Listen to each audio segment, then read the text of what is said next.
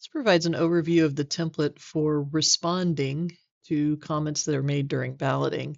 So you've finished your ballot, you've compiled the comments, and now we're ready to go through with the committee and resolve negatives and address other comments.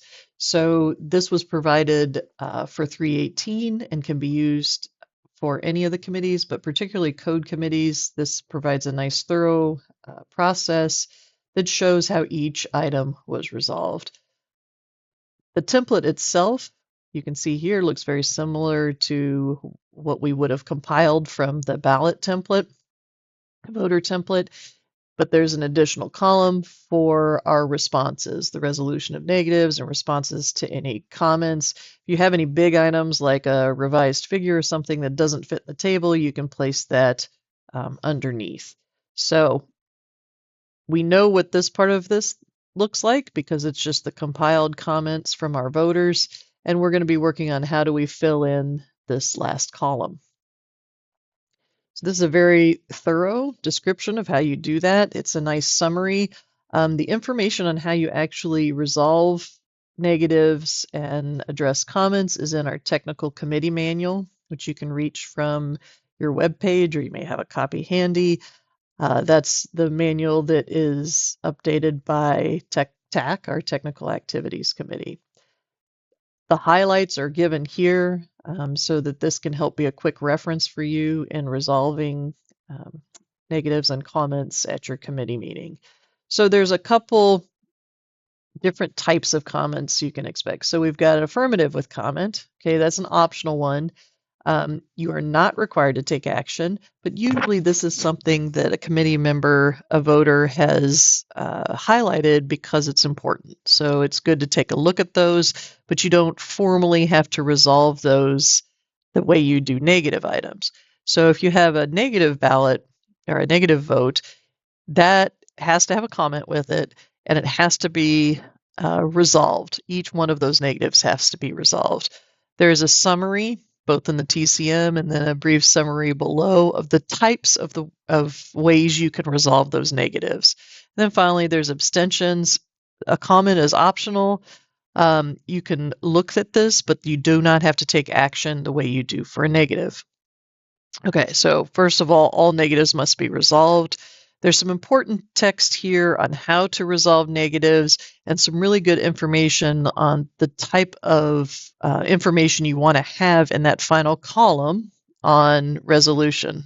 Okay, this gives us all the documentation we need going through these negatives.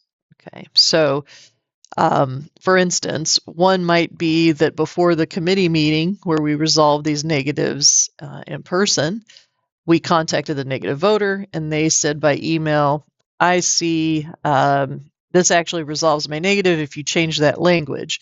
And so in that column, you could go ahead and say negative voter responded and then put via email, keep a copy of that, give the date. So that's our documentation.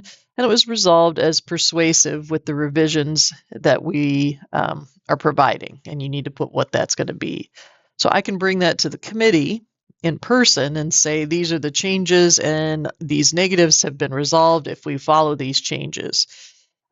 Another option, for instance, would be that the negative voter was found non-persuasive. So NP, non-persuasive, provide that part from your meeting notes. So this table that's provided here is the documentation you can use during your meeting and put in the information you'd have. So if these are all the resolutions that I did on my meeting date, I have my date here, and then cover these, provide the reasons, and keep track of this during the meeting.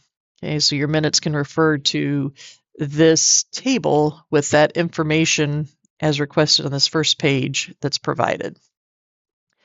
All right. Reasons, you need to have, there may be in the minutes, the voting records reasons, these types of things, or you can use some other similar language, but these are good examples that hit the highlights. Okay, so what types of negative resolution? A voter can be found persuasive.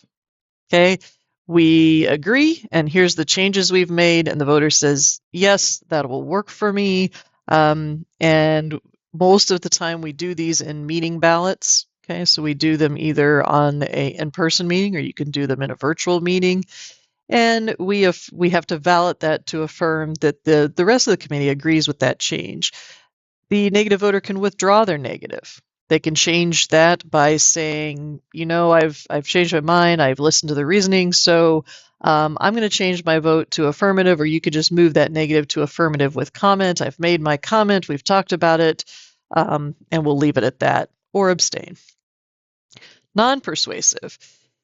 This means that we're going to find that the voter who has provided the negative has not persuaded us that it needs to be changed. So we need to give a reason for finding that negative non-persuasive. So that needs to be documented when we find a voter non-persuasive. These are considered up, down. In other words, yes, they're persuasive, or yes, they're non-persuasive, or no, I don't agree. Okay, so I don't have to resolve negatives on that non-persuasive vote. It's just an up-down vote. And finally, unrelated.